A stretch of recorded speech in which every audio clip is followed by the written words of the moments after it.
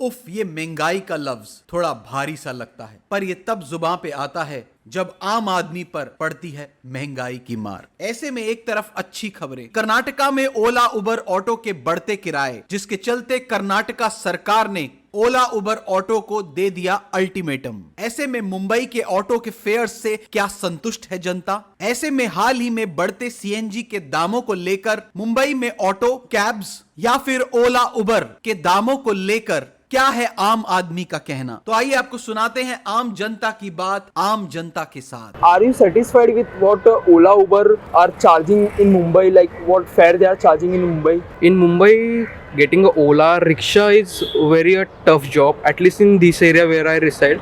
But for taxis, the difference is around 1.5 to 2 times the what actually the charges are. For auto rickshaws in Mumbai, in South Bombay, there are no auto rickshaws. Coming to Navi Mumbai side, it's quite fair actually.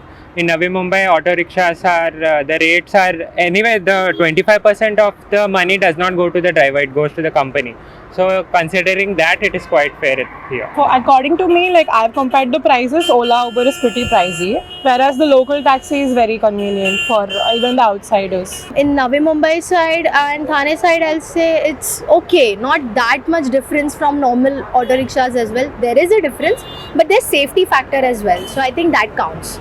Ola Uber, you get proper, directions, you get proper navigation, you can share it with your family and stuff. So that is one safety feature that is added up in Ola Uber. So maybe because of only that benefit, I'll support them. But for charging extra for no reason, I'm against that. No, not satisfied by their what charging. Sir जैसा कि आपको पता है कि कर्नाटका में ओला Uber auto rickshaws जो है वो बैन हो गया है क्योंकि वो बहुत ही ज़्यादा प्राइस चार्ज कर रहे थे बहुत ही कम डिस्टेंस के लिए। तो इस पर आपके क्या विचार है? सर बात ऐसा है, शॉर्ट डिस्टेंस इसीलिए आदमी रिक्शा पकड़ता है ताकि नज़दीक जाना है, रिक्शे में उसको कम पैसे में चार्ज हो जाए। अभी वो सोचता होगा कि मुझे तो सीएनजी में परोड़ता नहीं, मैं क्या करूं? कुछ कंपनीज है, कंपनीज अपने चार्जेस लेती है, कंपनी अपनी कमीशन काटती है, कंपनी बहुत ज़्यादा चार्ज करती है। अभी जैसे मैं आपको मुंबई का बता रहा हूँ, मुंबई का मैं घाटकोपर से नरमन पॉइंट आता हूँ, यहाँ 350 रुपये होते हैं टैक्सी के। ओला चार्ज करता है 450, वो 100 रुपये कमीशन काट लेता है। मुझे तो 350 में भी 100 रुपये कमीशन काट लेता हो। आम गरीब आदमी को क्यों लूट रहे हो भाई? थाना में 80 रुपये किलो है गैस, थाना में गैस 80 रुपये किलो है, मुंबई में 86 है। ये 6 रुपये क्यों फर्क है? आप इस तरीके से फ़र्क करेंगे, हम कहाँ जाएंगे? गरीब आदमी कहाँ जाएगा? दुकानदार अपना कहेगा मैं कहाँ जाऊँ, पेट्रोल पंप वाला बोलेगा मेरी कमीशन कम होती है, कंपनी बोलेगी हमारी कमीशन कम होती है। इन सब के पीछे गवर्नमेंट ने सोचना है। I think it was a good decision. The lifestyle people are living, we really can't afford around 60 rupees or 70 rupees for span of just 2 kilometers. It's going very costly. So I think that was a good decision. So in my opinion, charging of the higher prices by the autos and everything was justified क्योंकि उनके margin में मतलब we don't know the workings of the whole company. ओला में ऐसा system रहता है, I have heard from anecdotal evidence that Ola में लोग जो ओला वाले जो ऐप वाली कंपनीज है, when you transfer the money through Ola app, उनका पैसा कई बार उनके अकाउंट में ही अटका रह जाता है। कि वो लोग बोलते हैं कि व्हेन यू डिपॉजिट मनी, महीनों तक उनका पैसा उससे बाहर नहीं निकलता है। तो they are like stuck with the whole thing.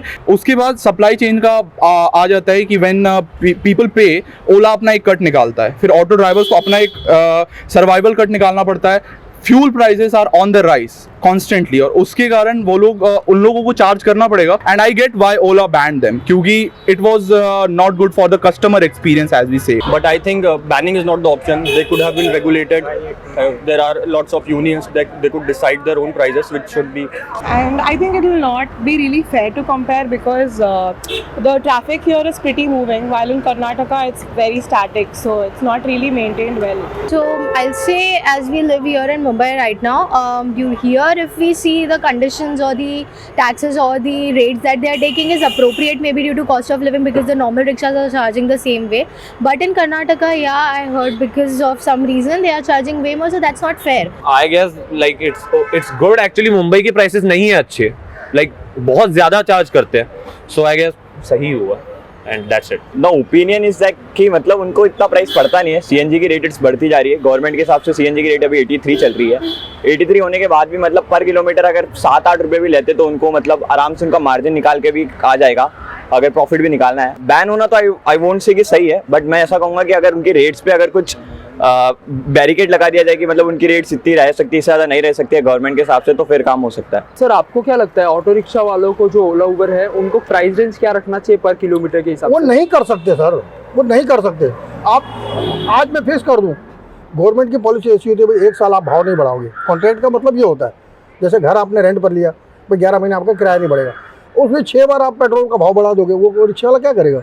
गरीब आदमी के लिए कोई सोचता नहीं ना, गरीब आदमी के लिए सोचिए आप। Around 25 to 30 rupees for first kilometer, and they can continue around 15 to 20 for another preceding kilometers. For me, as I live in Mumbai, I see that there is a lot of traffic, so there is a lot of wastage of fuel as well. I feel like with that amount of price and that amount of money, it's equal for everybody, right? At the end of the day, everyone can make a good amount of profit. What Ola and Uber is charging is unreasonably high. I don't know, it depends. What's the fuel rate going on at that time? I mean, like Ola, Uber people earn a lot of money in my opinion, and like बहुत ज़्यादा prices हो रहे हैं इस चक्कर में। I would say 7 to 8 kilometer, 7 to 8 rupees per kilometer would be okay. Considering CNG prices are getting higher day by day, so how auto rickshaw drivers should manage this all stuff? So if you compare with taxi, normal taxi rates, they can manage. Why can't Ola and Uber can manage? Yeah, it's a pretty complex question if you'd ask me, and the prices are changing almost every day, right? But maybe government subsidiaries or something like that can come in between.